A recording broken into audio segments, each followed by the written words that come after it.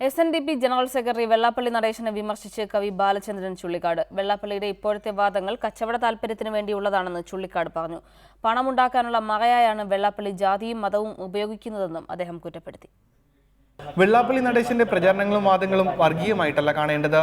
പണമുണ്ടാക്കാനുള്ള സ്ഥാപനങ്ങളും ഭൂമിയും വീതം വെച്ചതിലെ തർക്കമാണ് വെള്ളാപ്പള്ളി നിരന്തരമായി ഉന്നയിക്കുന്നത്. കച്ചവട താല്പര്യമാണ് ഇതിന് പിന്നിൽ, അല്ലാതെ പുണ്യം ലഭിക്കുന്നതിനല്ല വെള്ളാപ്പള്ളി ജാതിയും മതവും പറയുന്നതെന്ന് ബാലചന്ദ്രൻ ചുള്ളിക്കാട് പറഞ്ഞു.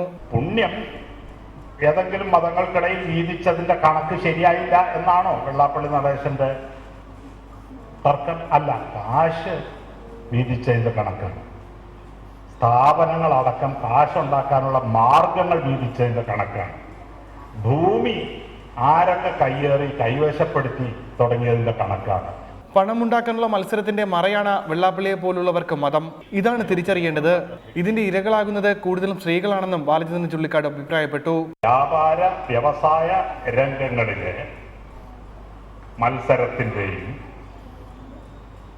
ഭൂമി അടക്കമുള്ള പ്രകൃതി വിഭവങ്ങളുടെയും മേലുള്ള ആധിപത്യത്തിന് വേണ്ടി നടത്തുന്ന യുദ്ധത്തിന്റെ മുഖത്ത് ഇടുന്ന